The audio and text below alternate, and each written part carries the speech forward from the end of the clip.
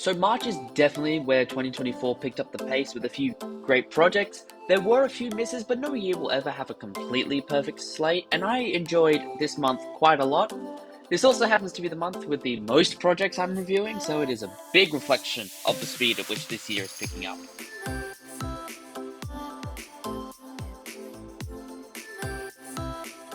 Never thought the 2020s would give us two monster Godzilla Kong movies.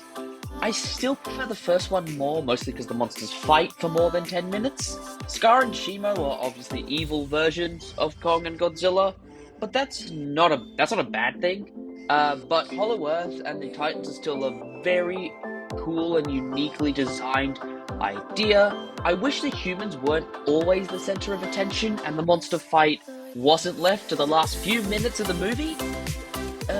Not my favorite of the MonsterVerse, but still a fun romp nonetheless.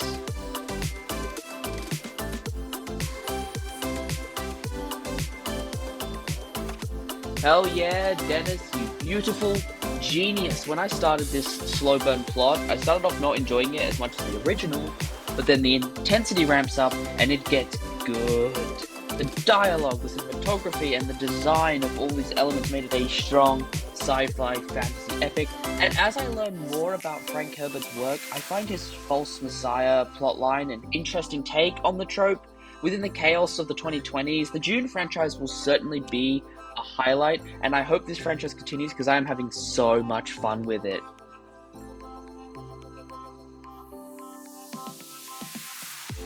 A continuation of the 90s cartoon was not on my list for 2024, and I was certainly not expecting it to be this good. When that trailer dropped, I was hooked immediately. The animation, the music, the voice acting, the vibrant colors give Spider-Verse a run for its money. And episode 5 is the first time since I watched The Red Wedding that I have teared up at an episode of TV.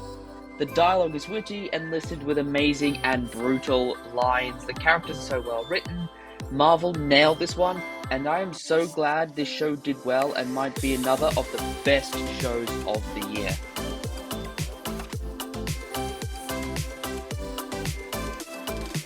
I saw this 4 months after its release with my brother, and we both admitted we enjoyed it. The return of the villains was cool, and the fighting was good as usual. It was a simplistic story that worked, though I'm not a big fan of animated Aquafina characters. I still wish they had left it at 3, but this is not a bad 4th entry, but nowhere near the level I would expect from a movie like this, though the parody song in the credits was hilarious.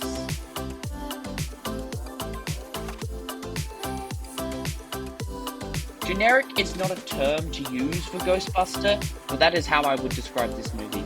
The villain was barely in it, and even then it felt like he was two different people.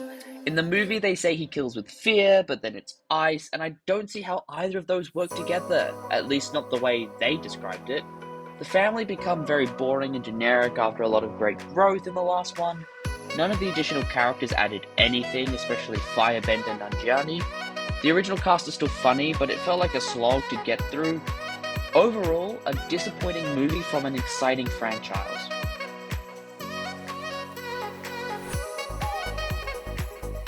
A smaller scale standalone fantasy film with Millie Bobby Brown that does normal fantasy things whilst being its own unique take on the classic tropes. The biggest positive of this was how it executed its simplistic story. It didn't try to be too complex, it didn't create a massively expansive world, it was simple and easy, and it made it work. The dragon was still the best part, mostly because of the voice and the design. The sounds it made turned it from a CGI monster into a living, breathing nightmare. And a very nice Netflix original that appeals to fantasy nerds like me without trying to do too much so the story gets bogged down.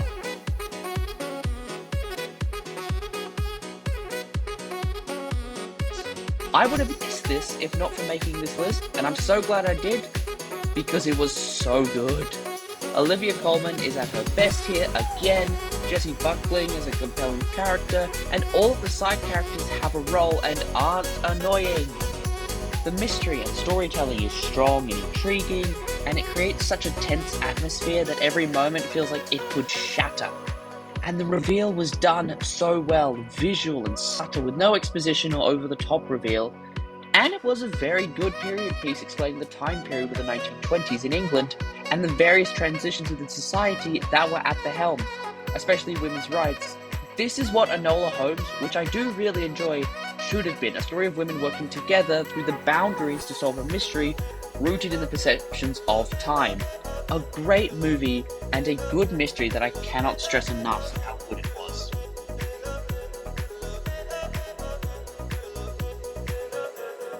The Game of Thrones showrunners make an adaptation of a Chinese sci-fi novel. Okay, I am glad I watched it because I saw a side of the sci-fi genre that I normally do not like. Ones that are more philosophical and about smart people solving problems than lasers and war. The cast, including Game of Thrones veterans, and an amazing performance from Benedict Wong in a dark, modern story. This story does the Game of Thrones, killing a good amount of the main characters, but in a way that feels realistic and devastating, especially Will. Will's death was the hardest. The story combines sci-fi fantasy with modern science fiction in a good way. This is a very much a specific target audience piece, but worth it for sci-fi fans.